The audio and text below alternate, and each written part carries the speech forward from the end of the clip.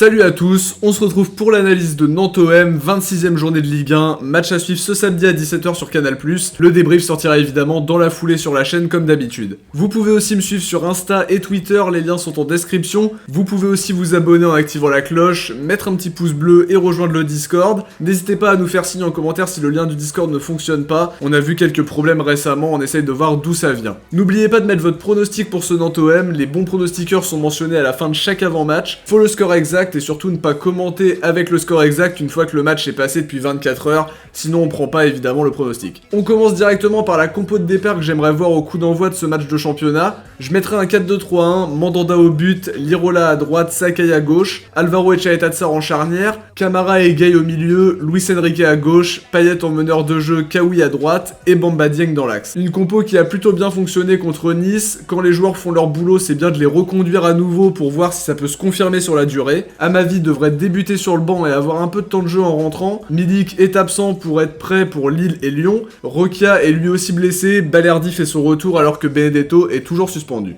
Maintenant, pour analyser la dynamique actuelle des deux équipes, on va commencer directement par le FC Nantes qui reçoit. Beaucoup de changements, beaucoup de difficultés. Ils ont commencé la saison sous Gourcuff, après ils ont eu Patrick Colo qui a pris l'intérim. Ensuite, il y a évidemment eu Raymond Domenech, choix plus que surprenant au vu du passif du monsieur. Et évidemment, aucune victoire pour lui. C'est maintenant Antoine Kombouaré qui a pris les rênes de l'équipe. Pas beaucoup de bons résultats sur ses derniers clubs, mais ça peut éventuellement insuffler quelque chose chez des Nantais en grande difficulté cette saison. Les joueurs ont dû prendre un sacré coup au moral avec ces derniers mois très difficile. 18ème de Ligue 1 à 4 points de Nîmes qui a un match en retard en plus de ça. Depuis le début février, c'est un nul 1 partout contre Saint-Étienne, une défaite 2-0 contre Lille à domicile, élimination 4-2 à domicile aussi en Coupe de France contre Lens. Sur le dernier match, il y a eu un peu plus de bonnes choses à retirer. Ils ont pris 3 points sur la pelouse d'Angers, 3-1. Un bol d'air frais pour les Nantais qui va leur faire un petit peu de bien. Ils ont joué en 4-4-2 contre Angers. Peut-être que Kombouaré fera d'autres choix au niveau du dispositif. Il vient d'arriver, on sait pas encore. C'est une équipe qui n'est pas exceptionnelle évidemment. Il y a quand même quelques joueurs intéressants. Je pense à Kader Bamba, à Louza aussi qu'on a suivi pendant le mercato, Moses Simon, Alban Lafont. J'aimais aussi beaucoup Kolo Muani au début de saison que je trouvais vraiment très intéressant. Il y a de bons joueurs, c'est pas non plus transcendant. À voir si la charnière Giroto-Palois arrive à se remettre en place puisque je la trouvais quand même très solide la saison dernière. À voir en tout cas quels seront les choix de Kombouaré pour ce match-là. Sur l'OM, la victoire contre Nice fait du bien. Elle lève quand même pas tous les doutes sur le relâchement, en particulier en deuxième période. On est passé pas très loin du 3 partout en toute fin de match. En première mi-temps, on a vu du jeu, c'est une très bonne chose. Faut juste confirmer ça jusqu'à la 90e, mais honnêtement, on a quand même vu beaucoup plus d'envie. C'est quand même une très bonne chose insufflée par Larguet qui lui demande de l'envie, de l'engagement et aussi que les joueurs prennent du plaisir tout en rebattant les cartes pour que chaque joueur soit concerné et quand un titulaire n'est pas bon, faut qu'il termine sur le banc. Faut absolument confirmer contre Nantes une équipe en grande difficulté, match où selon moi le faux pas est impensable. Ça peut permettre à l'OM évidemment de sortir la tête de l'eau en enchaînant 2 succès d'affilée, ça peut nous permettre aussi de recoller aux places européennes. Une qualif en Europa serait la bienvenue même s'il faudra donner le maximum, c'est pas fait. On veut voir 11 bonhommes sur le terrain qui se donnent à fond, pas de place pour la nonchalance et j'espère que les choix du dernier match seront reconduits pour le déplacement à Nantes. Enrique, Dieng et Kawi ont fait très bonne impression. Je pense notamment à la relation Enrique-Payet qui m'a paru mettre les deux joueurs dans les meilleures conditions. Faudra vraiment s'appuyer sur toutes ces bonnes choses et écarter tous les joueurs qui ne se sentent plus concernés. Maintenant sur les joueurs à suivre du côté des Nantais, je mettrai une pièce sur Moses Simon. Il apporte toujours quelque chose à cette équipe nantaise, c'est un joueur qui peut faire la différence, qui fait du bien à Nantes, qui a aussi besoin de joueurs capables de ce genre de phase de jeu. 2 blessures cette saison malgré tout qui l'ont éloigné des terrains pendant presque un mois et demi, mais sa présence fera du bien à coup sûr à cet effectif nantais. Pour l'OM, je mettrai une pièce sur Luis Enrique.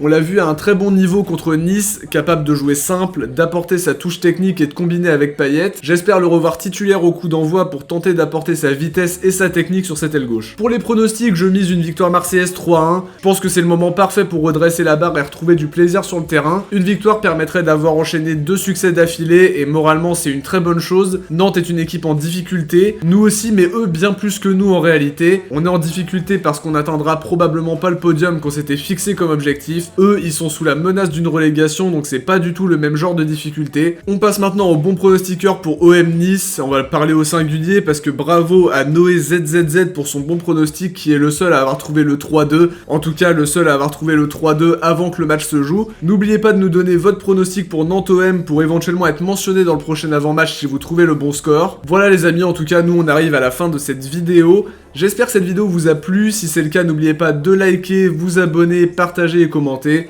On se retrouve dès demain pour le débrief de Nantes OM. Ciao, portez-vous bien et surtout allez l'OM.